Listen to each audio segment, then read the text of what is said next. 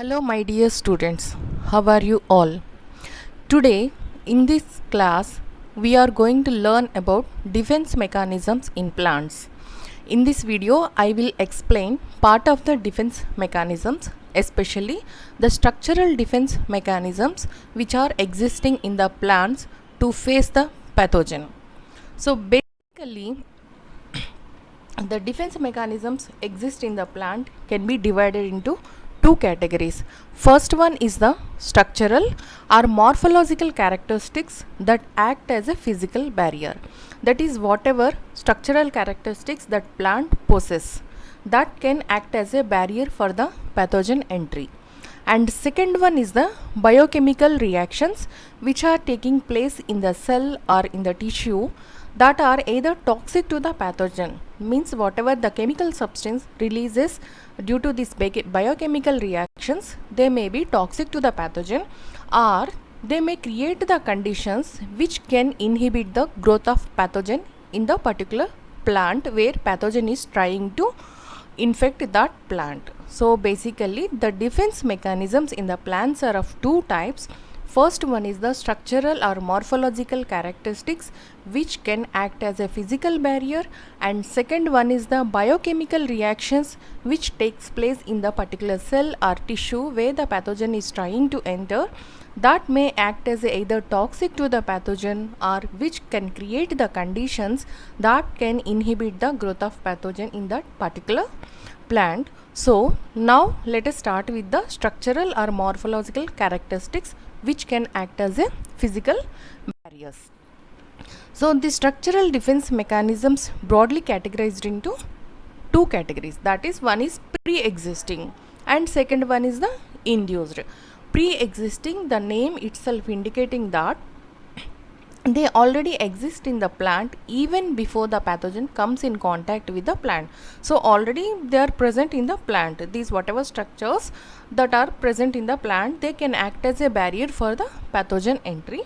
And second one is the induced. Induced means after the pathogen has penetrated the preformed defense structures, that is whatever already pre-existing structures, the pathogen already overcome those pre-existing structures. Now the pathogen entered, because of entry of that pathogen some physical barriers will be induced. So one or more type of structures are formed to protect the plant from further pathogen invasion. So these induced structures, what they will do, they will protect the plant, that is they will prevent the further spread of the pathogen. They will try to prevent the spread of the pathogen. So structural defense mechanisms are two types. One is the pre-existing and second one is the induced. Now I think you are clear about this slide. And let us see what are the pre-existing structural defense mechanisms. Pre-existing structural defense mechanisms are generally classified into three types. First one is the amount and quality of the wax or cuticle which covers the epidermal cells.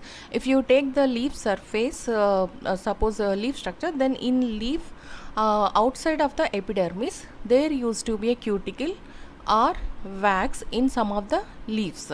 So that can act as a protective barrier to prevent the pathogen entry. And second one is the size, location and shape of natural openings. Natural openings means we can take example as a stomata, lenticels. They are the natural openings where pathogen try to infect the plant. And the third one is the presence of thick walled cells in the tissues of the plant. Some thick walled cells, if we are saying that thick walled cells means you can come across that we are having three types of cells like parenchyma, collenchyma, sclerenchyma. So sclerenchyma we can call some specialized structures. Thick walled cells are, there used to be a formation of some thick walled cells after the pathogen entry through the pre-existing barriers. Then that hinder the advancement of pathogen, that mainly to prevent the advancement of the pathogen. So these are the three categories. So let us see one by one with the proper examples. First one is the amount of quality of the wax and cuticle. So how the wax can act as a preventive barrier for the pathogen. So here this is just for your understanding purpose. I kept this picture to show that how the wax used to be present on the leaf surfaces. Here you can see the white surface, that is the wax layer. So waxes on the leaf and fruit surface, they form a hydrophobic or water repellent surface. So hydrophobic meaning that is a water repellent, and hydrophilic means water attractive. But this wax, it forms a hydrophobic or water repellent surface that prevent the germination of fungi and multiplication of bacteria. So germination of fungi require the water droplets and little bit amount of the moisture it require. So if the surface of the leaf is smooth, the fungi easily can germinate. Whatever fungal spores are there, they can produce the germ tube and they can germinate and they enter into the cells. Or bacteria also, they can multiply if droplet of water is there. But however, here the wax play very important role, that it act as a hydrophobic or water repellent surface and preventing the germination of fungi and multiplication of bacteria. And second one is the cuticle and epidermal cells. Cuticle is also outer layer generally which is present outside of the epidermis. Cuticle is a hard layer which can protect the leaf cells. So a thick cuticle and tough outer wall of the epidermal cells, they increase the resistance to infection in the diseases where the pathogen enters its host only through the direct penetration. Direct penetration is the active process, already I explained in my previous videos. So here what it will do, because of presence of thick cuticle, what it will do, it will increase the resistance to infection in the disease. So then what fungi has to do, it has to apply more force for the entry into the host plant. So that is the advantage of the presence of the cuticle. So cuticle can increase the resistance to the infection in diseases. So pathogen has to apply more force, therefore the success, that is a disease, may used to be reduced. If you will take the examples of the where the cuticle and epidermal cells, they can act, they provide more resistance to the fungi, or the disease resistance in barberry species which is infected with Puccinia gramineus triticale. It has been attributed to tough outer epidermal cells with a thick cuticle. So in barberry species, if Puccinia gramineus triticale will be infected, in barberry the presence of thick cuticle, it will provide a resistance. So the fungi has to apply more force to make its entry. And another one, linseed rust. If you will take linseed rust, that is caused by Melomsera linea, where the cuticle can act as a barrier for against the Melomsera linea, that is linseed rust. And in case of Pyroclaria oryza and Streptomyces scabies in case of potato, and Pyroclaria oryza in case of paddy, the silicification and lignification of epidermal cells, that is the deposition of lignin content in the epidermal cells and salicylic acid accumulation in the epidermal cells, it offer a protection against these pathogens in that particular plants, especially against Pyroclaria oryza and Streptomyces scabies. Okay. And third one is the sclerenchyma cells. Sclerenchyma cells, here you can see some thick walled cells in blue color where I represented.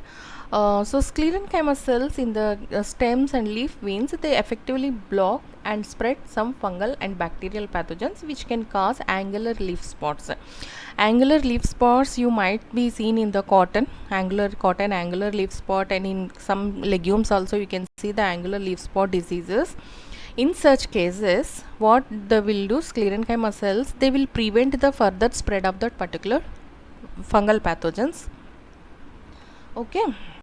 Then structure of natural opening. So this is the second category. Already I explained three categories, where first one is the structural, that is waxes, cuticle, epidermis, all those things, and second one is the structure of the natural openings. So natural opening is the stomata and the lenticels. And the stomata, if you will take, most of the pathogens enter the plants through natural openings.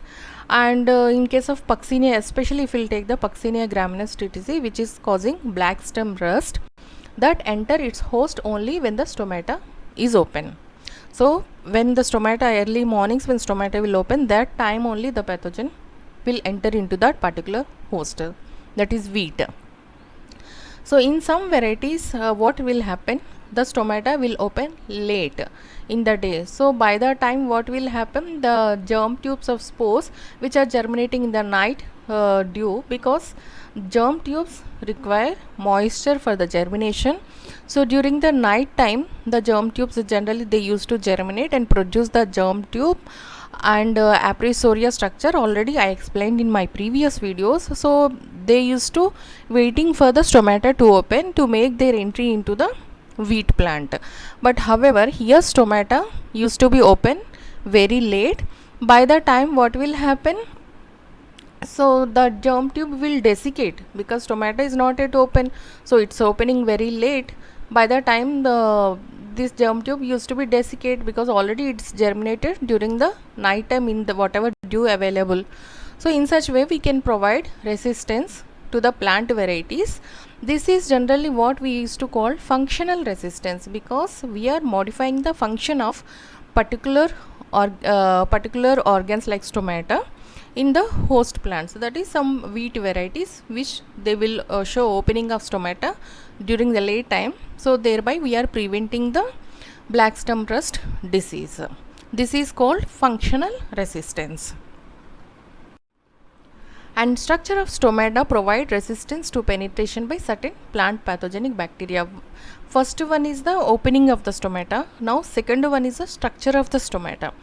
If you will take certain mandarin oranges, that is Ginkgo mandarin, this variety generally used to be cultivated in USA, that is resistant to citrus canker disease which is caused by Xanthomonas citri, and it possesses a broad cuticular ridge projecting over the stomata. Means over the stomata some projections used to be there. So that because of that projections and a narrow slit, that will lead to the stomatal cavity, which preventing the entry of bacterial and fungal spores into the leaf interior. So here stomatal cavity used to be very narrow slit opening, plus that narrow slit opening is already covered with the some projections. Thereby they will prevent the entry of this bacteria into the this particular mandarin orange variety, especially citrus canker which is caused by Xanthomonas citri.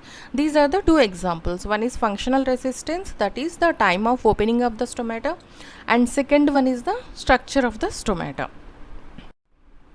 Then coming to the lenticels, this is the second natural opening, lenticels. Here you can see lenticels which used to be present on the potato, you can see, and in some stems also we can see these lenticel structures. These lenticels, the shape and internal structure of lenticels, they can increase or decrease the incidence of fruit diseases. Here we can see these are the fruit trees. Small and suberized lenticels will offer resistance to potato scab pathogen. Here you can see lenticels whatever present on the potato, they will provide resistance against the Streptomyces scabis. Okay, in case of fruit trees, they will provide resistance against the fruit pathogens. In case of potato, it is resistance against the Streptomyces scabis. And another one is the post-infectional structural defense mechanisms or induced structural barriers. That is either histological defense barrier. Histological defense barriers means the name itself indicating that whatever defense barriers forming in the tissue. That is either cork layer, abscission layer and tyloses. These are the three structures which are forming in the tissues, and they provide defense mechanisms against the invading pathogens. And another one is the cellular defense structures, that is hyphal sheathing. I will explain what is hyphal sheathing in the next coming slides. So now first we will see the histological defense barriers, what is cork layer, abscission layer and tyloses, how they will prevent the pathogen entry into the host plant. So cork layers, if you will see, the infection by fungi, bacteria and viruses and nematodes, they will induce the plants to form several layers of cork cells beyond the point of infection, and it will inhibit further invasion by the pathogen beyond the initial lesion. What will happen when the pathogen make its entry? So then it will trigger some immune responses in the host plant. Then plant it recognizes that some foreign particle is coming into its body, so it has to synthesize some layers to prevent the further spread of that pathogen. Then it will start synthesizing cork layers, so that these cork layers will further prevent the spread of that pathogen, and it will restrict it to the initial site of infection. That is the advantage of cork layer formation. And these cork layers, what they will do, they will also stop the flow of nutrients to the diseased part where already pathogen is residing, and they will stop the formation of flow of nutrients and water from the healthy to the infected area, and so that pathogen will not get anything, that is either nutrients or water, whatever present in the plant it will not get, and the pathogen starts depriving of these nutrients and it will die automatically. Example, potato tubers which infected by rhizoctonia, they used to cause, here you can see black scarf like markings in the potato, you can see here in this picture, rhizoctonia which causes black scarf disease in potato. So this black scarf, that is presence of cork layers, they will further prevent the spread of this rhizoctonia. In this picture you can see these are the formation of cork layer, and here you can see the presence of mycelial structures. So here this layer will prevent the passage of nutrients from healthy to the diseased plants and water. This picture I took from the Agrios GN, which is a plant pathology written by Agrios, which is a very good book for reading the basic concepts of plant pathology. Especially first 9 chapters are very good. For ARS also you have to read these 9 chapters. And this is also formation of cork layer, you can see this one also I took from the Agrios book only. And here these are the mesophyll cells, and where it will prevent the flow of nutrients from the healthy to the disease. This is the disease infected part, so it's preventing the flow of nutrients and water to the diseased part. And second one, abscission layer. Abscission layer means its role is to prevent the further spread of the pathogen, that will obstruct the spread of the pathogen. So abscission layer consists of a gap which is formed between infected and healthy cells of leaf surrounding the locus of the infection, that is site of infection, due to the disintegration of middle lamella of the parenchymatous tissue. What is abscission layer? Abscission layer is the layer which will prevent the further spread of the pathogen by forming the healthy and diseased parts. It will form a obstructing layer. This layer is due to disintegration of middle lamella of the parenchymatous tissue, especially which is active. That parenchymatous tissue is highly dividing cells. So because of this one, the abscission layer forms. And what will happen because of this abscission layers? Those infected area, it will shrivel and it dies, and loss of the carrying with its pathogen. That means that whatever the leaf tissue is there, suppose if you will take the necrotic leaf tissue, or in entire leaf some necrotic spots are formed, that area used to drop off from the leaf, leaving the holes within that particular leaf. We can see that dropping of the dried parts, and that is because of this abscission layer. So it restraining that pathogen to that particular area only. It is not entertaining the pathogen to spread to the other areas. So these abscission layers are formed on active leaves of stone fruits infected by fungi, bacteria and viruses. Example, if you will take Xanthomonas pruni and Clostridosporium carpophyllum on the peach leaves. In case of peach fruit, if we will take, we can see the formation of abscission layers when the plants are infected with Xanthomonas plus Clostridosporium. This is the abscission layer. Okay. And third one is the tyloses. Tyloses are nothing but these are some outgrowths formed in the xylem vessels to prevent the further spread of the pathogen. So these are all are structural barriers. Tyloses are the overgrowths of the protoplast of adjacent living parenchymatous cells which protrude into the xylem vessels through the pits. So tyloses have cellulosic walls. This is important, cellulosic walls, and they formed very quickly ahead of the pathogen, because it has to prevent the pathogen entry, means they have to form very quickly before the pathogen makes its entry into the xylem vessels. And after formation of these tyloses, what will happen? They will clog the xylem vessels completely. So they will close the entry for the pathogen. So further, even the pathogen enter into the xylem vessels, the tyloses completely blocked its movement. So the pathogen cannot move further. Especially the formation of tyloses we can see in the resistant varieties. In case of susceptible varieties, we cannot see the formation of these tyloses, or even though tyloses formed, they used to be formed in very less number, which cannot prevent the further spread of this pathogen. So example, if we will take, tyloses form in xylem vessels of most plants under invasion by most of the vascular wilt pathogens, especially the vascular wilt pathogens, that is especially we can see fusarium, macrophomina, they used to cause wilt diseases. So in the resistant varieties where they will prevent this fusarium entry, that variety we can see the formation of tyloses. Here in this picture you can see the formation of tyloses, how they are extending bubble like structures. Here you can see these bubble like structures extending into the xylem vessels. If the pathogen is coming from this side, they will prevent the entry of this pathogen, because they are completely blocked. Here you can see the complete blockage of the xylem vessel, so that pathogen cannot move further. Okay, this is cross section. Here you can see how the tyloses formed and completely blocked its entry for the pathogen. And another one is the cellular defense structures, that is cellular defense structures only, especially we can see hyphal sheathing. Hyphal sheathing means when the pathogen makes entry into the cells, they used to produce hyphae to absorb the nutrients from the living cells. These hyphal structures and all these things, what are the structures produced by the fungi to absorb the nutrients, I explained in my previous videos. Here also you can, so whatever hypha penetrating the cell wall and growing into the cell lumen, these are enveloped by cellulosic sheath, which is very strong. That cellulosic sheath is made up of callose structure formed by extension of cell wall, which become infused with phenolic substances. These phenolic substances provide resistance to the plants. They are very important for the plant to survive the infections, especially this phenolic substance. So whatever hypha make its entry into the cell, this hypha is covered by the cellulosic sheath, which is made up of callose plus which is composed of phenolic compounds.